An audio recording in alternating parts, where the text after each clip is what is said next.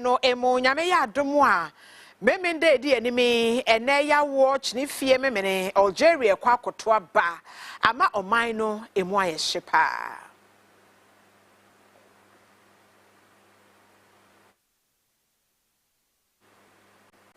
Abusia ensem hodro binum kan yenum hono maboa no anwre ede esom wosemfo asem wapesemakafo yakonunu no ahwehwehwede aba metranse na mede asom wo Afia Brempomaa Hineh ene mosomfo anwre medame ho aba ensem no ha mede besomo.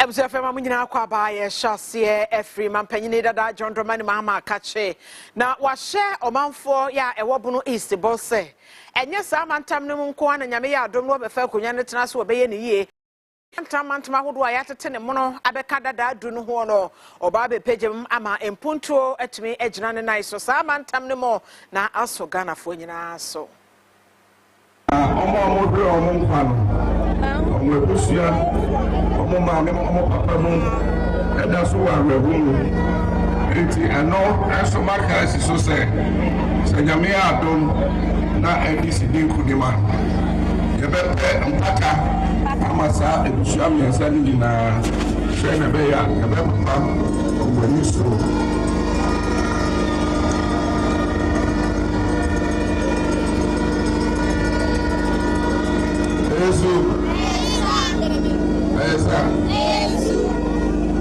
Amambo wohoi ati say abra you school ayeye America to your friend relay na relay no people bebre ene to sa America no enti obibia e ma o your friend baton the baton ni sha ho sa na wo wetu America no na obeti bibia na odi akodo baby na odi ashe obi from ensem na nipa no so afa na ono so America no airport odu baby a no so de ama obi na ono so de ama obi from opem se obi to America na wi na either some one woni ana position bi am bi ne bia na monya enti amambo to tisa every 1992 President Rawlings ebeye mampini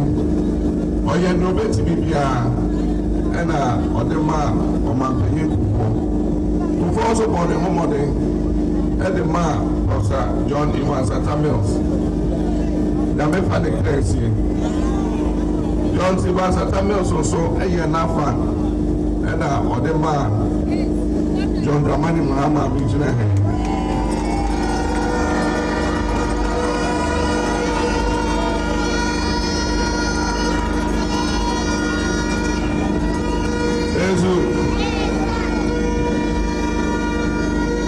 so me ya me de ka ho e de ekodru bibi e na Ghana for say baton no me fanche na na akufado e de na be chi ba omi ansem e na no fred be de show no sem na ye do say almost so penso a omo de Ghana bedru no na ka obi for so abeje and so omo de America yetu eko yevim no omo de America no omo da ne the reverse e na omo fu esa omoji ezo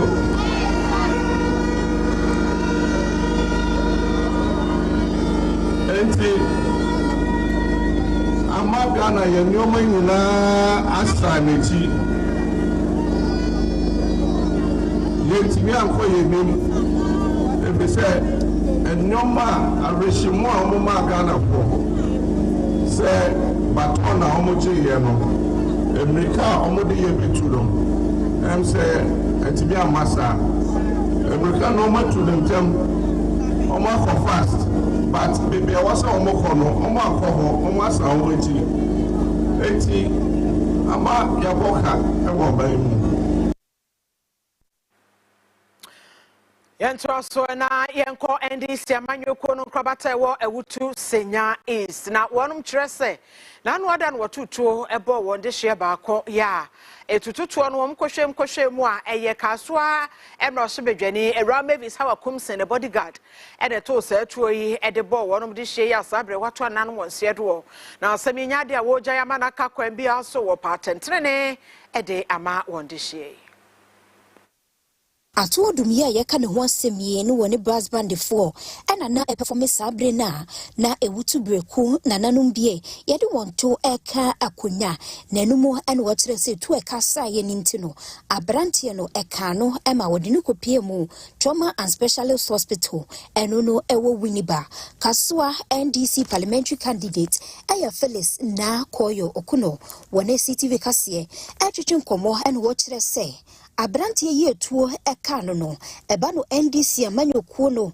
eye Kasoa branch no wodin mutinti meye pa ne senti nia wosusu sei wotutuo no woye boundary chief ewe wutu ofanko dodo na enim no se twasa wosanso ye bodyguard ade maka so ma hwebedwani ma me mavis hawa kumsen ye baba kwa ye fredo atu odu a oka brass band ne ho Utuno akano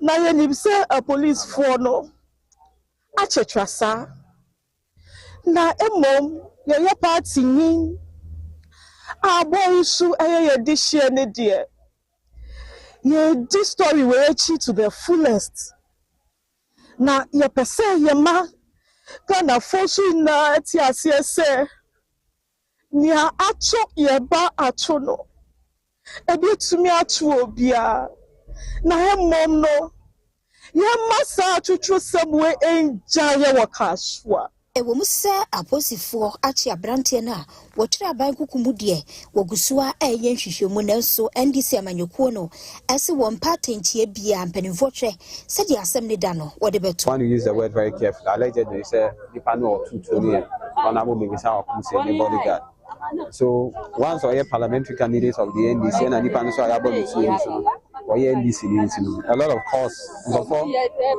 MK a lot of costs into now your party for no cry or margin say or more massive abahan but yeah PC by us or person so but only police for Kasa police for some and the details of the facts any panel or two currently as we speak you know ourselves the panel say he's currently in a critical condition into the air can say yeah catch law enforcement agency say obi no obom braso omo fan brand new tuma and we will follow to ensure say the law will deal with whoever the culprit is.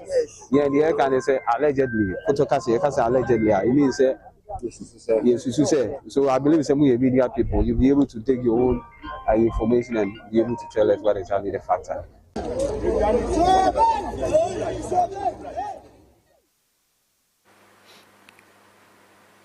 Afia Fire Ninchemu Omeyi Emrosbedwe Fua Shase ya wo bobo report to our committee mienu a wote yesa won hwe mentime ho se enema se pa abeda Electrochem Ghana Limited ene ada songo manfo entemo no won hwe na won kan yie na report no ena akopie Emrosbedwe for a bobo hona another day then yansam ketu Emrosbedwe for ejebre echre won ma dwene efa report no ehon Majority Chief Whip Ora Frank Anodompre and a Shasi Casafa Semi home. And what the actual man for Wada anymore say. One day any yamua and Kawanta Electrochem Ghana Limited echi. Now punto Jumo Peso de Bampatem on fam ranesa. His son say, in Punto Bar, a baby and Yuma be Bramo man for me and ye be a ye. Nanka Brabono, and why a day, Ediama wonum. Many big investors have been to this place and they've abandoned the place. The Dangotes and all the big investors you can name in Africa, they've been there. They couldn't succeed. They left, packed bag and baggage and left. It took one of our own to go through all difficulties and to be where the company, to move the company to where it is now. Now, we cannot push away the concerns of the minority, because my investigation proved to me that more than 90% of the chiefs, the traditional leaders, are in support of this investment. I'm telling you, I'm telling you, more than 90% of the traditional leadership of Songo are in support of this investment. We are not wishing away the concerns of so-called minority, some of the citizens who are raising issues. Nanso mrashibedwani Emma odododi odi abato mpesiaso Rani Lante Vanderpoy editor just say take into consideration the protection of livelihoods, heritage sites, and also the indigenous people cannot be said to be in the interest of the people. Never. We don't have any problem with Parliament ratifying it, but Parliament cannot ratify an agreement which goes and plays against the interest of the indigenous people and their livelihoods. So investment, so our heritage sites, which the United Nations itself has declared that needed to be protected, should be wiped off. This is what we are talking about. We are not against the investment. But what we are saying is that investment cannot be at the expense of the livelihoods and the sustainability of human beings, because that's the only way we can maintain and sustain peace in the area. Speaker, we sitting here, excuse my language, we are not more intelligent than the technical committee that was put in place by the Rawlings regime, by the Kufuor regime, by the Atanos regime. All these people advised that the protected area for commercial investment. Enoma, Speaker of Parliament, Ora Alban Smana Kingsford Bagbin, Ede Eto, Committee a Ehe Ensase, any Oboade Ada Romanioma or Dia Cheyeso, any committee a Eshe Efma Goodyear True, any in Mahoninian Sem so, say. Be assured of his fair investment returns in the case, in the project, sorry. But above all, we represent the interests of our people, and that is paramount. And so the committees I have mentioned, please, this is a standing directive. Visit the area, the site, the people, and engage with them as leaders, not as combatants. The debate has been carried on as if you are part and parcel of the parties. You are not. You are to create the avenue for a peaceful settlement of this long-standing dispute. We know the importance of the mineral, salt. We know.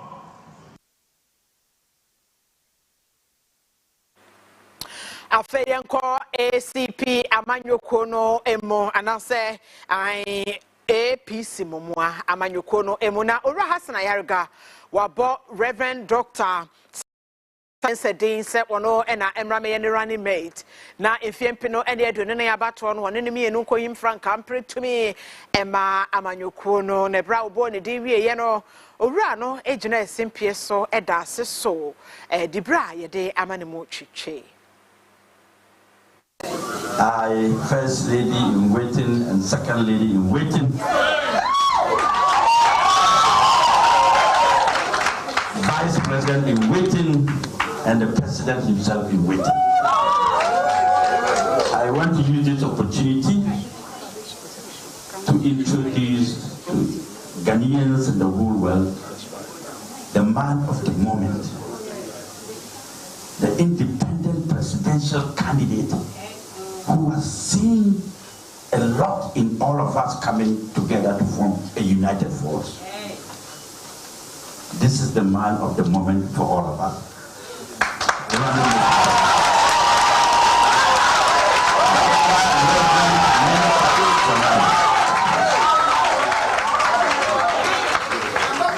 This way. Yes. More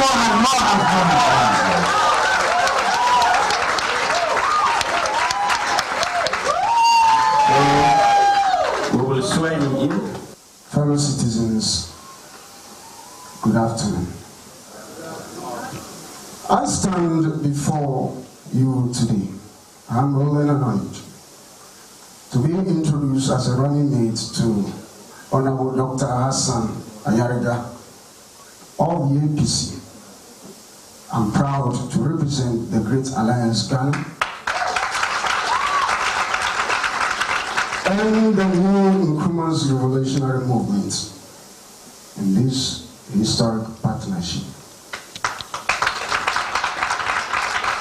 First and foremost, I express gratitude to Dr. Hassan Ayariga for selecting me as his trusted partner in this journey.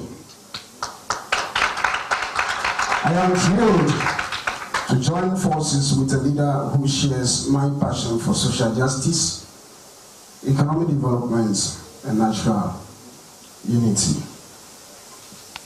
Dr. Hassan has the qualities we need in the present. With his unique blend, expertise, passion, inclusivity, he is a unifying force, a bridge builder, and a beacon of hope for a brighter future of Ghana. I stand before you today with a sense of humility and purpose. It was not easy for me to set aside my ambitions and join forces with Hassan Ayariga as his running mate. I am convinced that this alliance is the right step towards building. That's why you were APC Amanyokono and Sensemo. Now, Ora Hassan Ayariga assigned at the Atuja Biamo Sasome.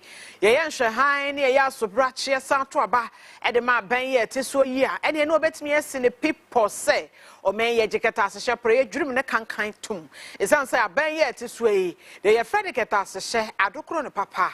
I'm a dream the prayer the cankind dear, a idea da. Na or there's two Ghana for any more so one to aba and famana Manyokono Sunny Baya, Baba Sanio Memo, Nakatas a share, pray dream the canka way in Wakwa. I'm a puntua busua or Maymo. Going into the 2024 election is not going to be an idiot. It's a very difficult work because there's so much work to do. And this has been caused by the recycling of two major political parties, the NDC and the MPP. But today, it's not my day. It's a day that we want to introduce a very special person. A person who is going to help the party win the 2024 election.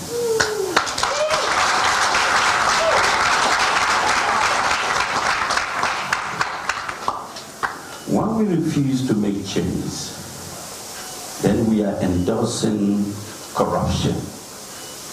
We're endorsing mismanagement. We're endorsing bad leadership. We've seen the leadership of both parties, the NDC and the MPP. They are not new to us. We know them. 16 years each of the NDC. And 16 of the MPP. And we've been crying for change. The Ghanaian people have been crying for change. Every day you keep saying you want to change. But you are adamant in making a change. Because you say that when you vote the other political parties, they are not going to win. But I disagree with that. I disagree. It is only when you make that change that the other political parties will win. We cannot sit down and fold our hands and agree and allow certain groups of people and crop of leadership to mismanage our country, and then we sit aloof and say we are tired. We don't want to see them, we don't want to vote them. But you don't come out to vote. So their members, their die-hard members, will come out and vote for them to win. They will get a leader that you don't want. They will vote a leader that you don't want to have. Because you have refused to make that change. We're over 17 million voters, but when we go to the polls, we record 12 million. What it means that over 5 million Ghanaians do not vote, or probably are not interested in voting for NDC or MPP.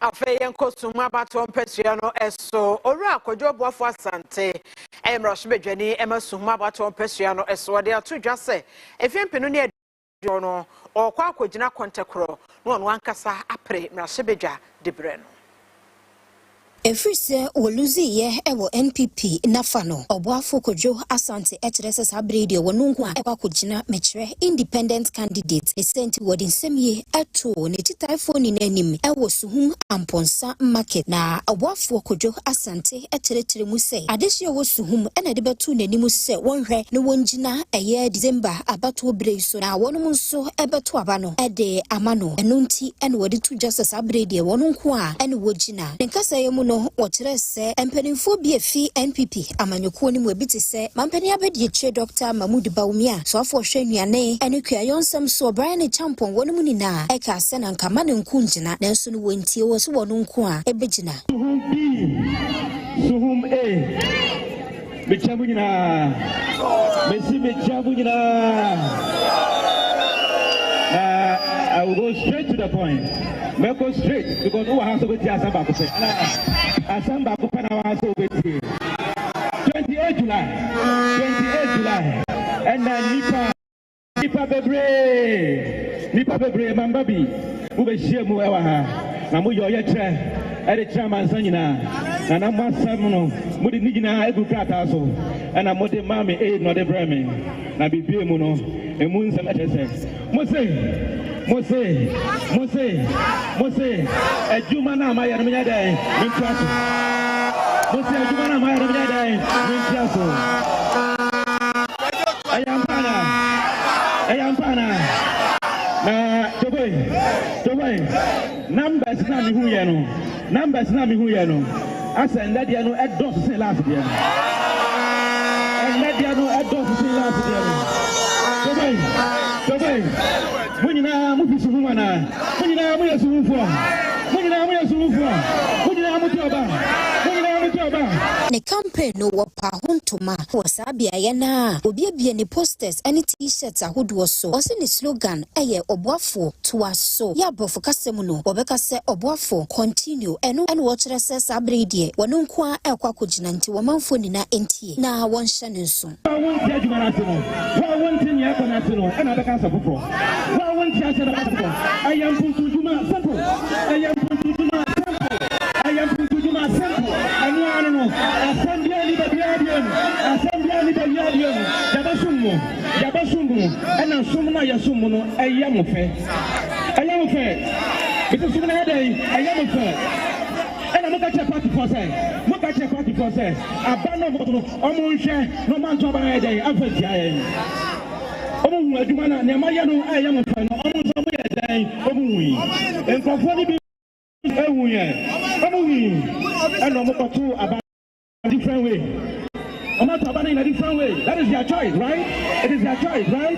They have the right to make a choice, and it is their choice. I am a choice, and I will see what choice. All for the media. They say all for the media. Ghana constitution, all for the media. All for the media.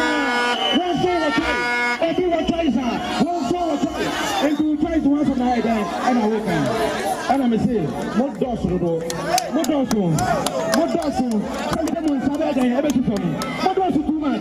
What does you do? Ekwakwemu etitaifo bi nso ene Ctv Kasiebo atwetwe nkomo. Me di boafo achi me ni mabusua di boafo achi ni se impututuma boafo aye wo su promo hanu e chenso obi abebi 16 years obi abebi 4 years impututuma no asinya wo abebi 4 years 16 years iti impututuma waya apan wasi squadan Numa wa ye wo su promo hanu asi obi a wo abebi 16 years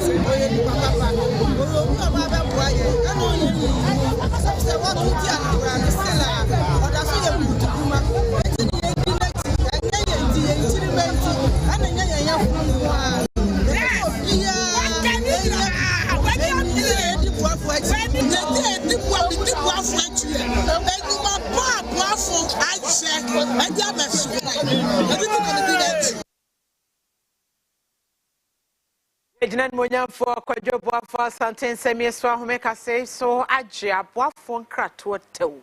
Yaba meto aso.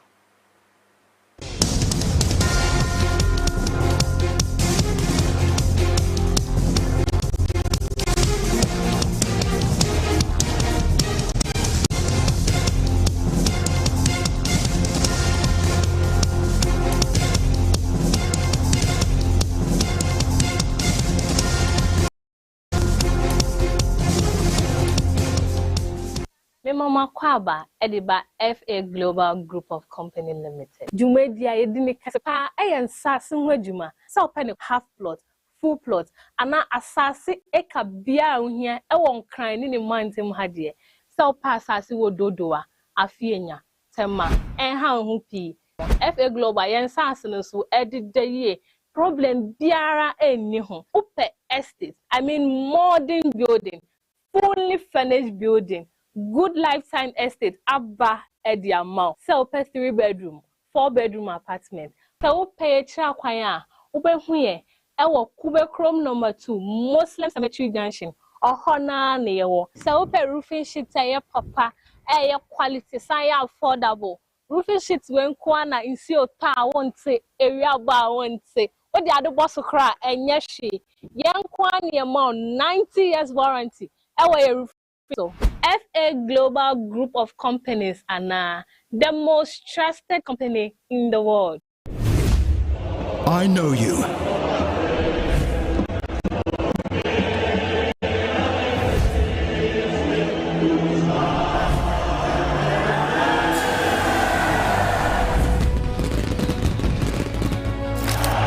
Your actions speak for you.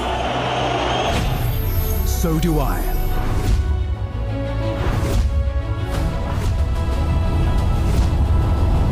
We share the same goal. We aim for glory and beyond. We are being crowned.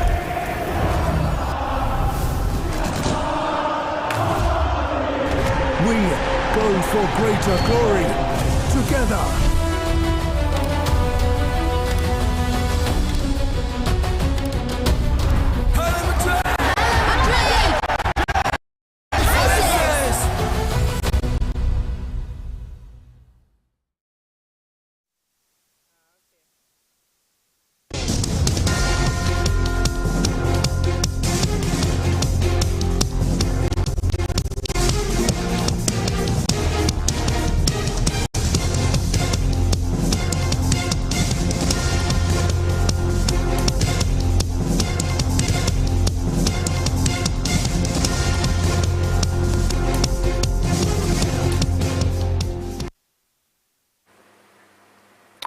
Afia Brempomaa Hineh Kasiebo Ctv so afen waka ye hwan ye da semo akwaba Kasiebo etwagu kasafonyina wodo no so afia abefo ntentan fidie no ye de so my Ctv GH social media handles sawodo no obo my Ctv GH Kasiebo epie ba no anya bi ahwe kai na wato ama no fefo ama wonom so anya bi ahwe ye nto so na ye nkoyenim ensem wodo ya aka no emu omaimu Ibia yida krusi ho na ye de emofrada afidie no akoso na uduru bunu mantemu aso ya wo yesi wo so won hwe mofra yedie so wo ne Department of Community Development aka won mo abom ahye fen edidei amana ye krabe hwepa Afia no etiasem are fostering the rights of the child through cultural, traditional and religious leadership. Enumu ene ye ncheche edema kromofo ni na some of fanu so won right enti eto de bia ya no wo makwan ema won kire wadwen na etimi aboa wasetene mu nsem bono regional director wono ene da Department of Children ano aye George Yawa ankama woni Ctv Kasiebo etwetwe nkomo etre se empanimfo no yi won ma hu kwan mankola no entume enkire wadwen na nukura no empempi no ya na etimi boa bebre ne senti empanimfo no enya wafemu de emfamu amofra no na wonkyerɛkyerɛ wɔn mo ntenetene wɔn kwampa so na enye sɛ wɔbɛka wɔn nsɛm nyinaa ade ahyɛ wɔn sɛm a ɛkɔ so paa no sɛ abofra no wobɛtete na ma wanyina bɛɛ panimpa na se wan hwe abofra no yi child protection wan mo ne ho ban yi na ma abofra no nema risky ewo society na community bi te se nema mema so ye ba mema bi di nachi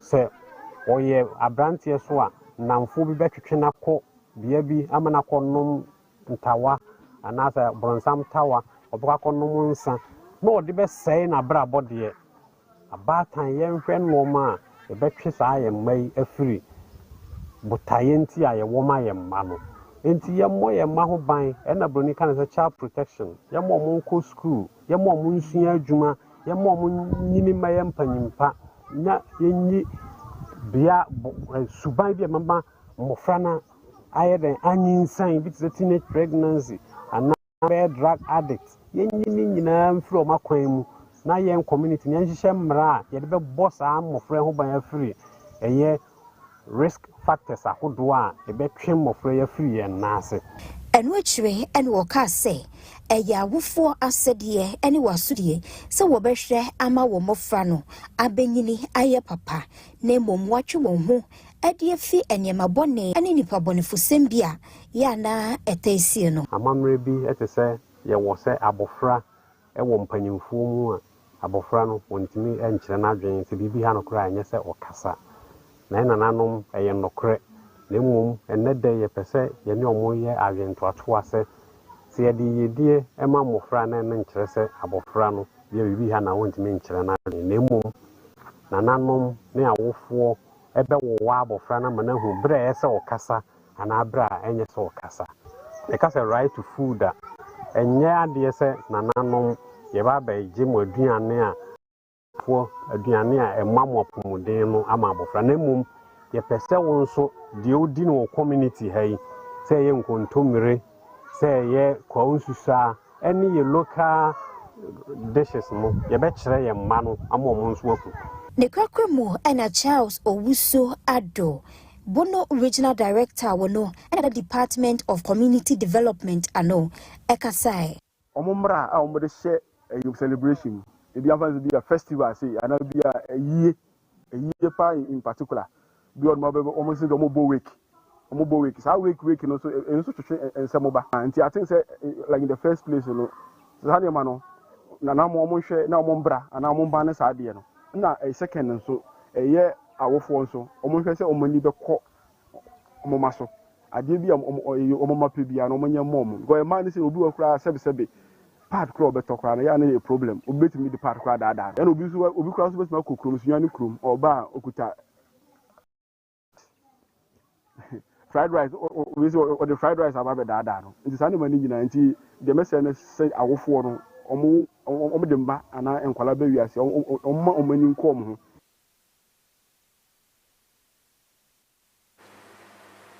Afia concept hodwa akano emo Ghana HIV and AIDS network etwetia e friend Ghana to identity amedma ekobi no ahensha abayase e wapoye mantem kropon no emo wo kire se wonko no ntrɛtrɛ nkonkrase ni krotonkroto mo enkobo ese hu dawuro sansa yade no egusu a ene yete Wabra woni ensem treni etwetwe nkomo no President Emma Ekwe ura NSA Moabeng Oten ede etudwa se enisoade hunu yenti ema wogina so eyentete yi ene se wo soma NGOs ahodo adwumayiko ahodo a ensha abayanse na wonum akokɔ konkrase ni krotonkroto mu na wonum de ese ho ehensem akɔ catch romanfo na wonum aye ahodaso na afen so de foforo kra wo mu de abamu a eye self testing no omanfo etumi ehunu bi sese de eni kwan se wonante kwa apomden bia anza na wahu se wo esi anase wuni bi wonya kit na wonum edeye testing no a hwebe acha smaka krabi ubehunu ugina bre ewo esi ade no. The purpose of this workshop is to train 50 non-governmental organizations that have been selected across the country. These are the NGOs to do community education and also create demand in the community for the HIV self-test kits. So that is why we have brought them together for this training. I think so far the participants have been very, very attentive, and they have actually participated very well in all the training sessions that they've had. For me, that tells me that they are ready to go into the community. It is estimated that about 334,000 Ghanaians are living with HIV. But as of now, we are aware of only 65% of them. So the remaining 35%, we need to find them. Programs Manager, Emma National AIDS STI Program Control, Ross Stevenesiado, added to just say, well, Mayan is what they want to say, Shebe, and Ka Enrufian Penunia Diasa 2030 day. Nanka ya pepa Asia, dear Crefu Memo. We always estimate approximately about 1.2 tests in the country.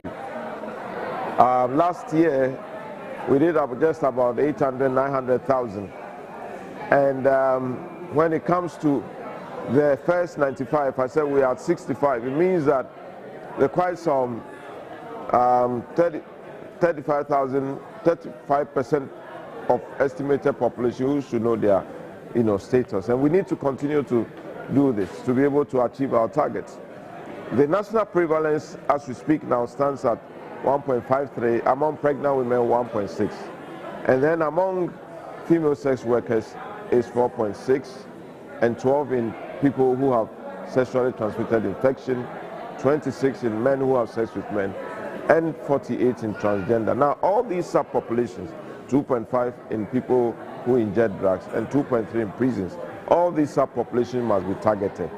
Trinity Aidu, Executive Director, Emma Passion for Humanity, Jumekwen Bayanse, and Sem Troni, Eche, Esuhuna Wenya, I want to see Emo.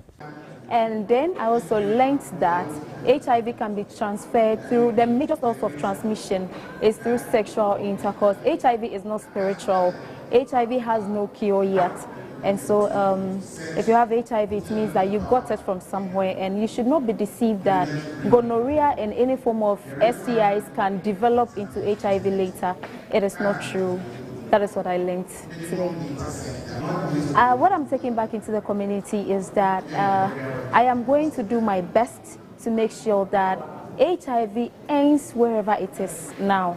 No new cases. Those who have gotten already, we are going to trace them and then put them on drugs so that we don't have to spread the virus anymore. So Global Fund has a goal, and that is the 95, 95, 95.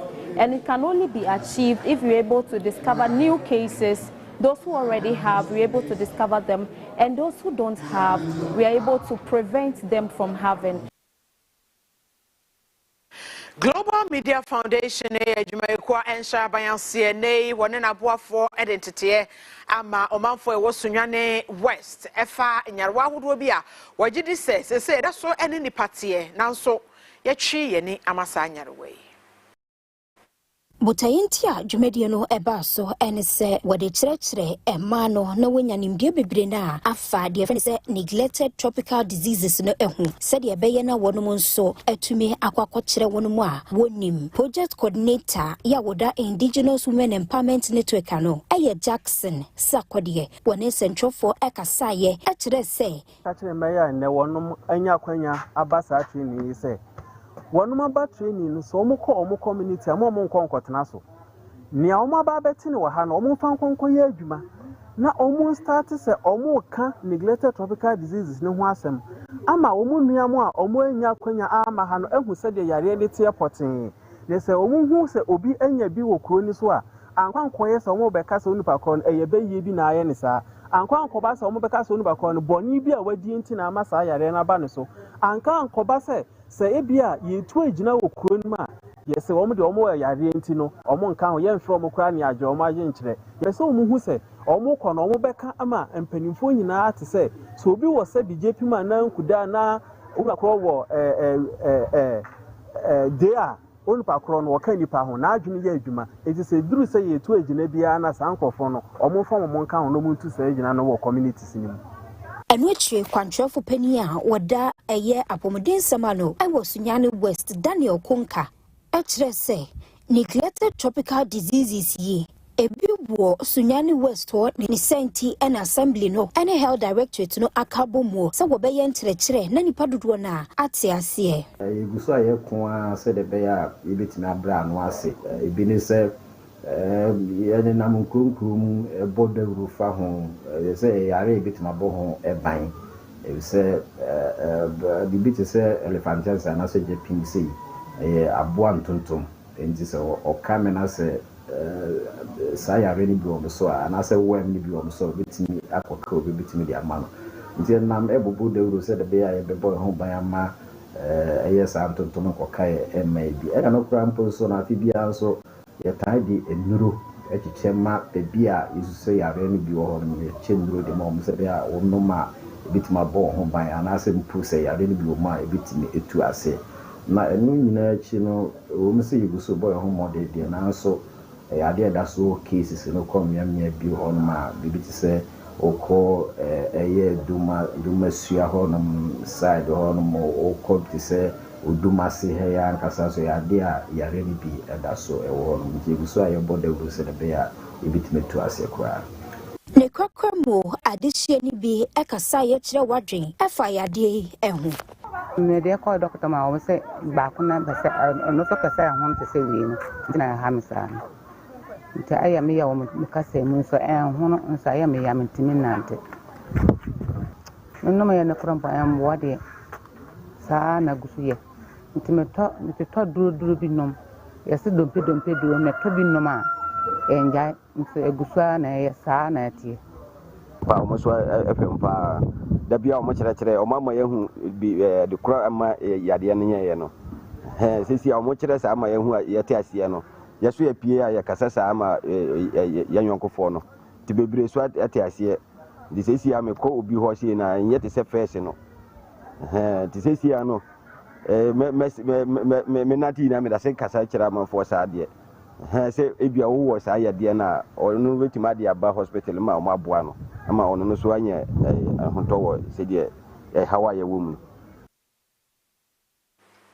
Panyi kontrofo a wada apomuden semwa no ewo kwa ebibre mensin no emu Dr. Bernard Ayisi asori wode ato ejose be ya kampanyifo ntretre dokita na se ennioma eboa ema apomuden ensem dimu akade no empanyifo ntretre mu emra kwa ebibrem ene ne potemu na apomuden mapa enyina ne naiso Kwanchofu penny or da pumudiano, ewa kwa bibre mensini no, Dr. Bernard Ayisi Asari, edi tumpenifonimu, se akadia bua, emeni papo mudinsem, etumi eye yino, wanhwese bibetimi abeka wansa, ewa mensini ho, wadinsem yutuja, wabra, no handi over, eye anwem chip compounder, Ghana Oil Palm Development Limited 4, ebesiesi ye edima wanumono, ena direct edi asada PSC, ekoma company no, se wanuma she, etumi esiesi chip compound no, edi ama wanumosa. The best stress is support here with infrastructure. Infrastructure here the health services delivery. And no ya na papa. Now that indeed in our plans here the midwife beba abese with the community of Anuem and beyond. But then ebanesa ya na nyama bi wo ho so say and sana midwife adwuma to be take care of. In the first place it here structure appeal for to me awo ye need GOPDC for episode can and I say na chairman and okaye no where or the atom anim say omonhwe na omboa yen was akwan no so enne ya be hu say GOPDC for complete this amazing renovations. Indeed, a very long way. Aboa apomedin adwuma no, which is the work of the Ghana Health Service. And watching Ghana Oil Palm Development Limited Community Relations Officer Andrew Eyim Ando Ekasai.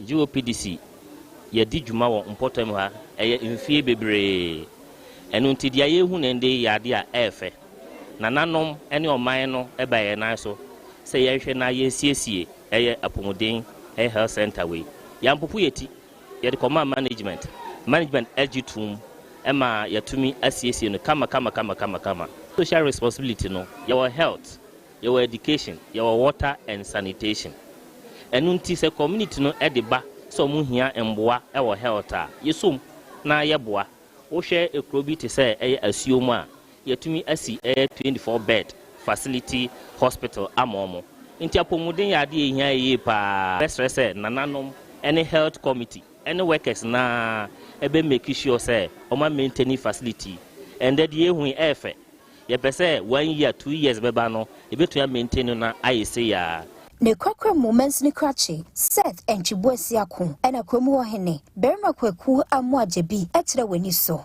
shramom se omunya hoden omuntra omuhyem na adwuma ewo omuso a womo ye ama aboa kwa bibrem na enkoso me ha mani nka me kwa bibrem hanko a oma fa nipa 4500 eno kra ye prelims omo outgrowers eni womo a omo abedua a omo de omo ayi supply no omo to omo ayi bebre enti imagine say adwuma bi sei na atimi afa ompotam nipa 4500 a etu omo ka na me kuro anwemu ide enam GOPDC nti to da bia ya na me ni ha okra wo infrastructure ho fi se eba nsu a oyema yen ye GSS crazy he omo na yema yen ye community or social center bi wa ha omo support yen over 40,000 ansa na ye no omo etra ase keka sa health post ho asema na chiefs compound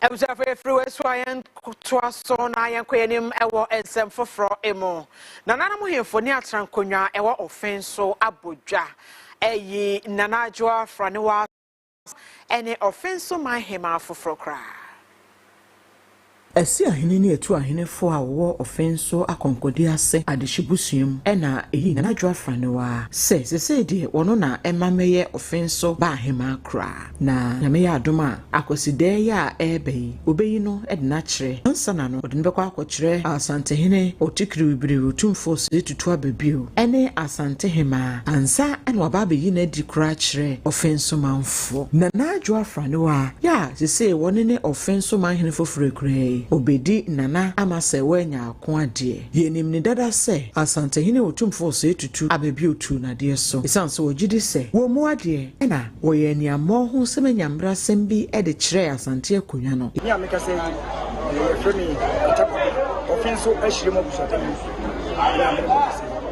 na ne ma yehu ni habeni ni kisem mama offenso manyina eni ashirimo Obaye na me oye be ama office man obaye anamontua wotu efe obaye wontina ye wo so ye bia wo ye na we wadi tu ani mu se enche bebrebe be yi ni wo hema ampedi amparo so woni wo se ayoyo ajese ne wachi office man se wo se oni wo hema ma ye because na wo hema no ache na bosumi wo twi ye wura mu yi wo ba bia na I appreciate for you to say that Ben or him, I mean, Chadi, and that day, you go question only and I can take. I will toss you at my him, office of mine. Any, I will call the for any issue for you. And yet, then I suppose what she said, Ochiame Kwaku Afe, a offensive traditional council, Chiame Hene, Ononso, edit to just say, or when a name more Rishimupa, now, when near him for Aka, Ebekan home, Nomodin Puntu, Abo offenso, and an impotemo. All sign what kind, except mine. So already, but in Kabomu and Eba, we are Concordiasu, we are Shimo. Shall to me at a Kabomu and was what the end. Yes, and neck. You run another American time, who said your kind for the Yedman. Sabin Copia, a community feeling in chain, in Fisher, I have no any adunum. Nessa ko sa ko fa na ko fa Concordias. Na so for kan a man of Beminde. Sabi ye hwe na American time o to so mienu ne na ye bedu. Ya ye fe na ye chan. Sabi won de na American I won na sa wansa. Esi ade so. En wo sa de na wiate ka o to so mienu si ade so. So no ye hwemuni. Ye ne na American time. Why ye ama ne ye chan ye pre na ye bedu. Wo ye no. Wa me ehunu se Sabi Eshemufo no Sebuomo, a doma, a Concordiasofo. Owie ni sei no na aka se nana betutu ntuma egusu atia ne chaachɛw mu na waka se bi oba hema na adwoa frano a fasa akonya ne so da na adwamana kente otoso miensa ofensoman hena sese onya ne wugidie ene arehwemu eyi no o se ofensoman hena na adwamana kente otoso miensa hyempuntuo ene nkabomu dwumedia asedada nti wo ba beka ne ho na waye ne yie ama ofenso abeye krabehwe oda ahemfo nketo ewo krono mu ase edan samtwerofo ase se wono maka ne ho aboa amani suade huni abemu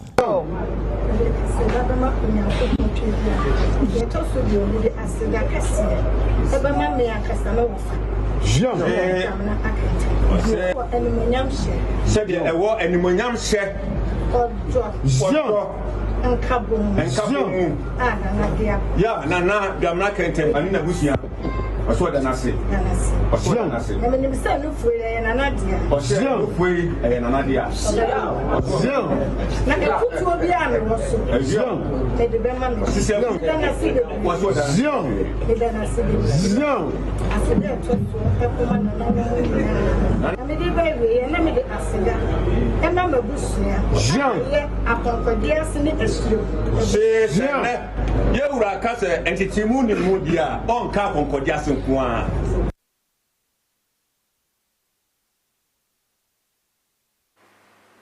Ye from Mray so na yemungra jedie eni sikasem Kasiebo.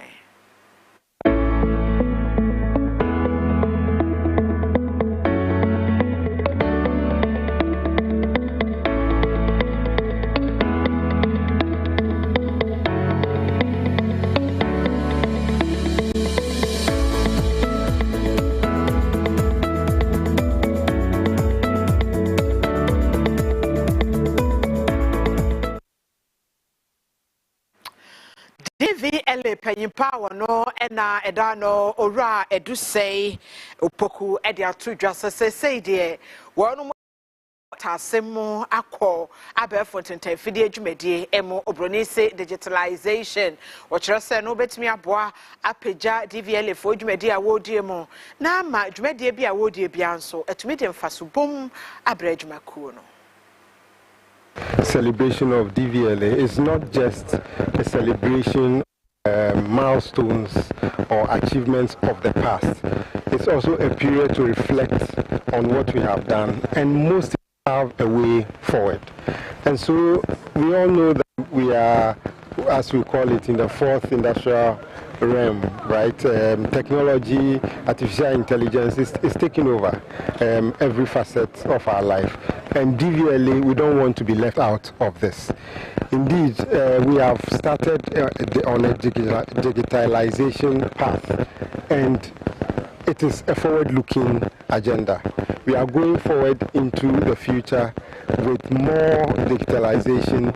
We expect to digitalize most, if not all, our processes within the few years ahead. We want to see a DVLA where you sit in the comfort of your home, pick up your phone, go on an app, and you can apply, make payment for, and complete every DVLA service. All perhaps you would need to do is to come to our office on an appointment for us to take your details, biometric details, and maybe capture you. That is all. And then deliver the product or service to you at your doorstep. This is the DVLA that we envision. We see a DVLA where someday you may be driving and a system will pick up your number plate, and then the law enforcement agencies or the authorities through that process can tell who you are, where you are, and where to find you in case there's any problem on the road. That is the DVLA we are envisioning. And so going into the future, we are rolling out products and services that will meet this vision that we have set for ourselves.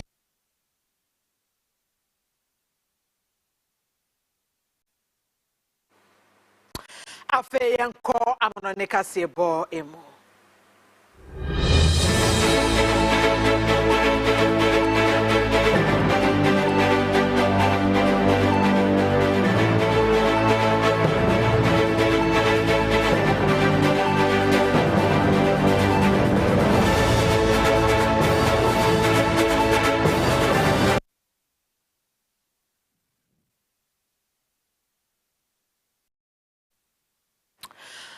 Wo Ctv Kasiebo emu ono ye ko Algeria mino emo nyame ya odomo da Algeria mino kotoaba.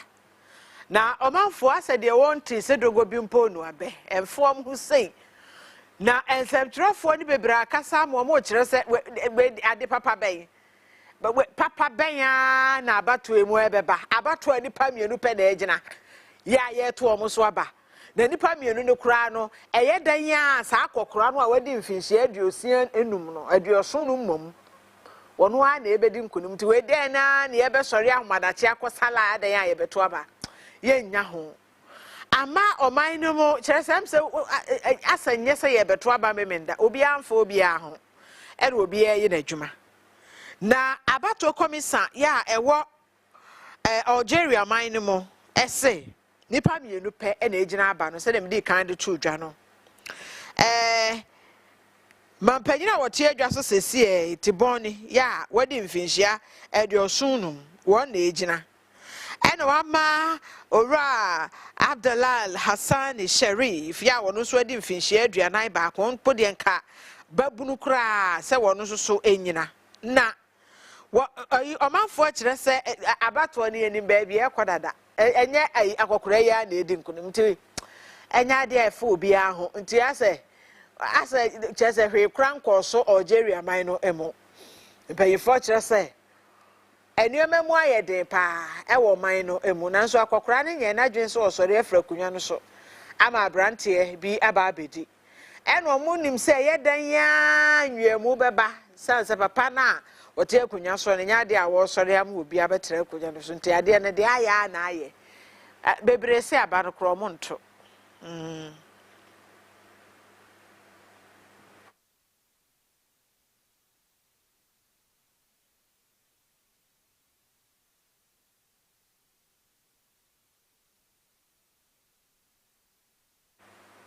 Afia Brempomaa Hineh Kasiebo no mede esie mesum wo Ctv so esum wa be for tenten fidie no so Facebook is streaming live and Afia YouTube and Afia social media handles ahodo akanyina ebeyifo echinchim fidie no from aye na wono ase wono mekeka ne mabo ani bua ma akase di mo ase de piesie eye wono mo dia mo sesa so a me Afia Brempomaa Hineh na me di kase ho chia me nyame ya domo a ebrepem ye besan ehia na so sabre de abusua Edinkra.